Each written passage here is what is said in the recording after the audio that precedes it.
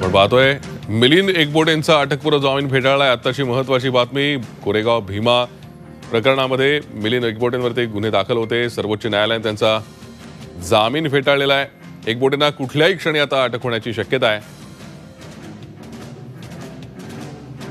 मिलिंद एकबोटे यांच्या विरुद्ध गुन्हे दाखल आहेत। त्यांनी सुप्रीम कोर्टामध्ये या संदर्भात याचिका केली होती, मात्र त्यांचा अटकपूर्व जामीन अर्ज फेटाळलाय।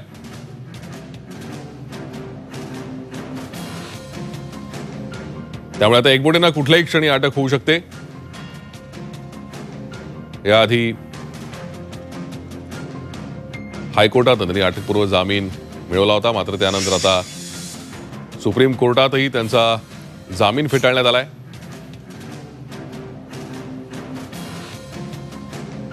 त्यामुळे आता मिलिंद एकबोटेंना कुठल्याही क्षणी अटक होऊ शकते। भीमा कोरेगाव दंगल प्रकरणी मिलिंद एकबोटेंवरती गुन्हे दाखल आहेत। त्या संदर्भातच त्यांनी अटकपूर्व जामीन अर्ज केला होता, मात्र आता हा जामीन अर्ज फेटाळला। यामध्ये सर्वोच्च न्यायालयाने काय म्हटलंय आपण पाहतोय।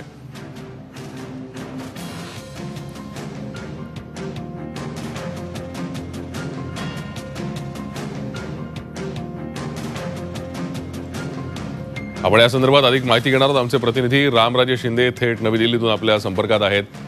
रामराजे, सर्वोच्च न्यायालयाने मिलिंद एकबोटेचा जामीन अर्ज फेटाळलाय, काय म्हटलंय सर्वोच्च न्यायालयाने हा अर्ज फेटाळताना?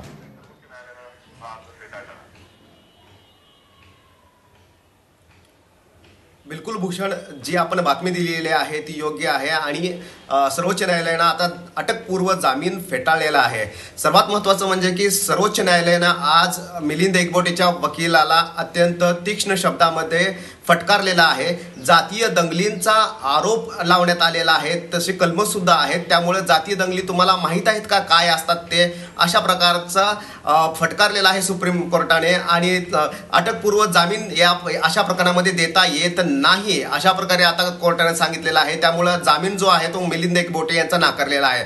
सर्वात महत्त्वाचं म्हणजे काल महाराष्ट्र सरकारतर्फे एक ॲफिडेव्हिट सादर करण्यात आलं होतं। त्या ॲफिडेव्हिटमध्ये काही मुद्दे होते भूषण, आणि त्या मुद्द्यांच्या आधारावरच अटकपूर्व जामीन जो आहे तो नाकारलेला आहे। सर्वात पहिला आणि महत्त्वाचा मुद्दा म्हणजेच की मिलिंद एकबोटे यांच्यावर अशाच प्रकारचे यापूर्वी सुद्धा गुन्हे आहेत, हा पहिला मुद्दा। दुसरा मुद्दा म्हणजेच की मिलिंद एकबोटे हे चौकशीमध्ये कोणतंही सहकार्य करत नाहीयेत। यामध्ये मिलिंद एकबोटे यांच्याकडे मोबाईल मागण्यात आला होता, मात्र मिलिंद एकबोटे यांनी सांगितले की माझा मोबाईल हरवलेला आहे आणि तो गहाळ झालेला आहे, त्यामुळे मोबाईल मिळत नाहीये।